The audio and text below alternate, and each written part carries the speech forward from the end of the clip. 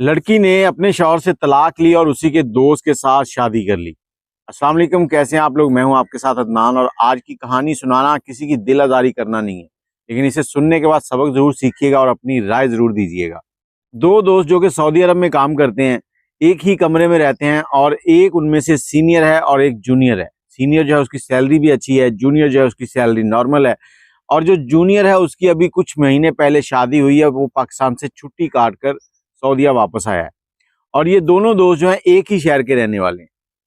और जो जूनियर है उसकी शादी हुई है, नई नई बेगम उसकी जो है उसको रोज फोन करती है, फोन पे बातचीत होती है और वो रोज उससे लड़ाई झगड़ा करती है कि आप जो है वो वापस आ जाएं, मेरा दिल नहीं लगता। हम रूखी सूखी जैसी होगी वो खा लेंगे, गुजारा कर लेंगे, लेकिन आप वापस आ जाएं, मुझे आपकी जरूरत है, मुझे आपके प्यार की जरूरत है। आप वहां जवानी काट रहे हैं, मैं यहाँ जवानी काट रही हूँ। बुढ़ापे में अगर हम इकट्ठे रहेंगे भी तो क्या फायदा। अब ये दोस्त जो है ये बेगम को समझाता कि हमारी अभी अभी शादी हुई, शादी की चंद महीने गुजरे हैं तो हमारे भाइयों के मामलात गड़बड़ हो गए हैं। अब भाइयों ने घर मुझे दे दिया है तो मुझे उनके पैसे अदा करने हैं और मैं यहाँ चाहता हूँ कि मेहनत करके यहाँ पैसे पूरे करूँ। उनके पैसे जब क्लियर हो जाएंगे उसके बाद मैं वापस आ जाऊंगा, फिर मैं वापस सऊदीया नहीं आऊंगा, तुम ये थोड़ा सा इंतजार कर लो। वो बहुत समझाता लेकिन उसकी बीवी समझने का नाम ही नहीं लेती थी।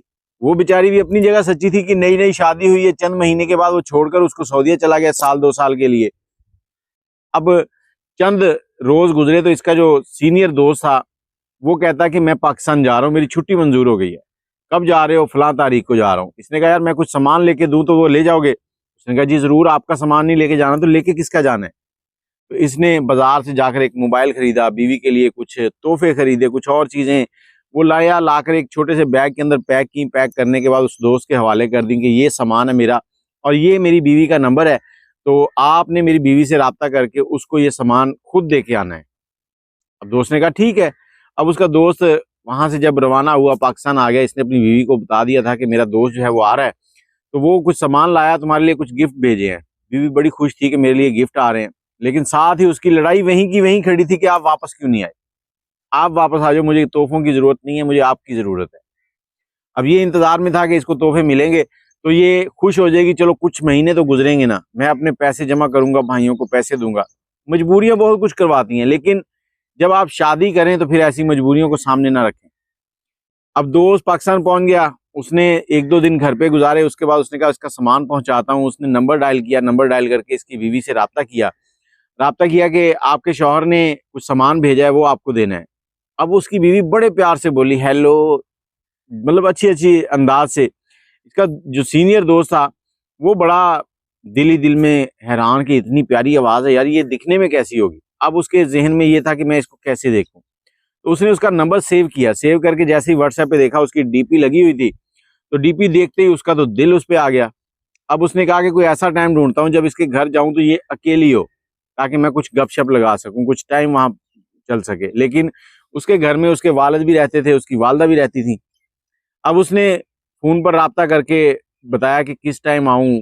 अब इसने भी कहा था कि मेरा दोस्त है तो उसके लिए खाने का एहतमाम करना, ताकि उसको ये फील ना हो कि मुझे रिस्पेक्ट नहीं दी। बेगम ने घर पे बता दिया अपने सास ससुर को कि उनका दोस्त आ रहा है, तो वो कुछ सामान ला रहा है, उसके लिए खाना बनाना है, आप सामान ला दे। लड़के के बाप ने मुर्गी शुर्गी जो भी चीजें थी वो ला कर दी हैं, घर में पकी हैं। टाइम के मुताबिक ये लड़का पहुंच गया।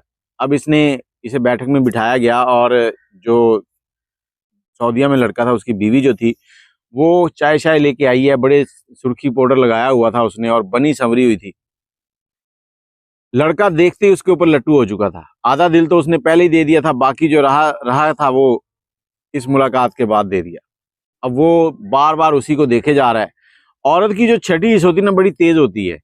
इसकी बीवी फौरी समझ गई कि ये मेरे ऊपर लट्टू है। अब उसने और अदाएं दिखानी शुरू कर दी और उसको भी प्यार की जरूरत थी, मोहब्बत की जरूरत थी, जो शौहर से पूरा नहीं हुआ। शौहर तो कुछ महीनों के बाद बाहर चला गया।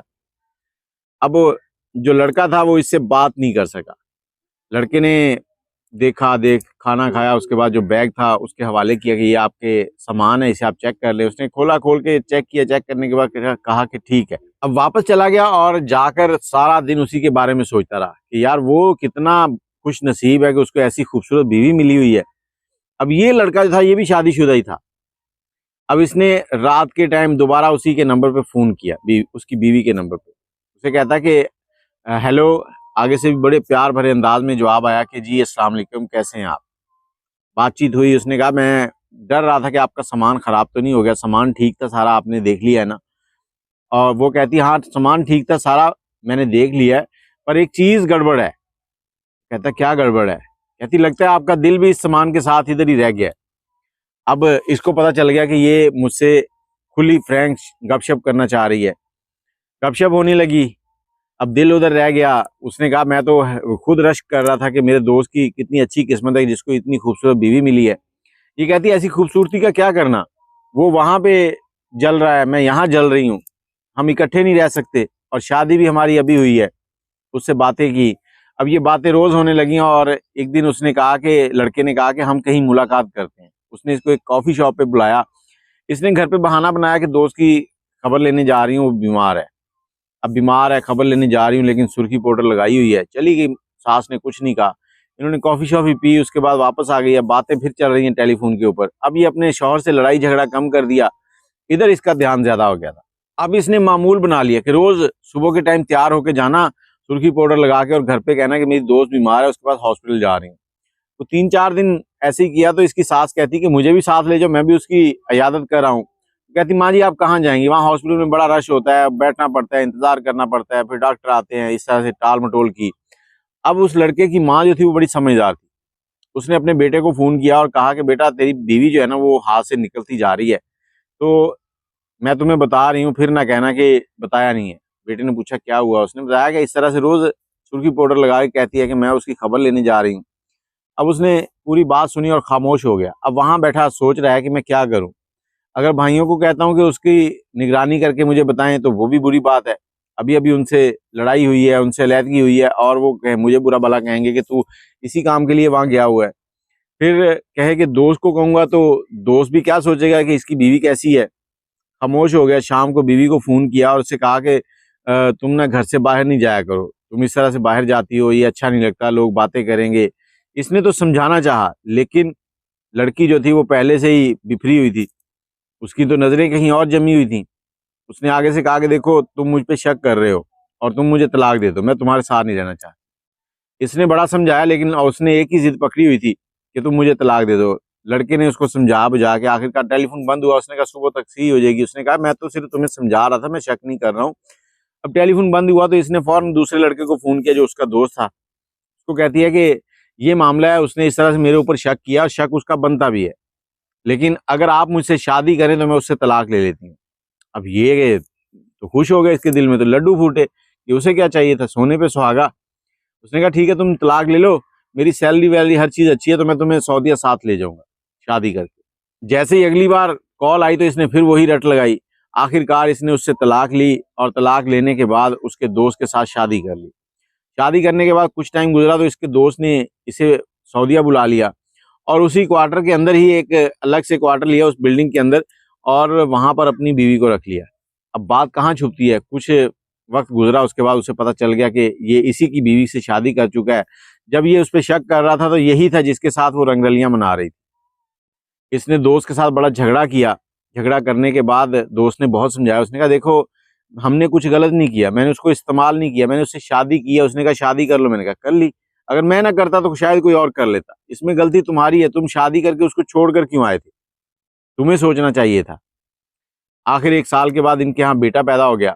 बेटा पैदा हुआ तो उसी दोस्त के पास गया, कहता देखो मैं फिर तुमसे माफी मांगने आया हूँ, आज हमारे घर बेटा पैदा हुआ और मैं बेटा तुम्हारे सामने तुम्हें दिखाने आया हूँ और माफी मांगने आया हूँ कि मैंने, हो सकता है कि मेरी भी गलती हो, लेकिन अगर मैं ये शादी ना करता तो ये ऐसा काम होना था जिसमें शायद वो गुनाह करती रहती। आखिर इस दोस्त ने उस दोस्त को माफ किया और उस बच्चे को 500 रुपये मुंह दिखाई के तौर पर तोहफा दिया, 500 रियाल, और इनमें सुलह हो गई। लेकिन इस कहानी को सुनाने का मकसद ये है कि एक तो जब आपकी नई नई शादी हो ना तो बीवी को छोड़कर ना जाए। मैंने अक्सर ऐसे मामला देखे हैं कि निकाह होता है, निकाह के 3-4 दिन के बाद लड़का जो है वो सऊदीया चला जाता है 2 साल के लिए।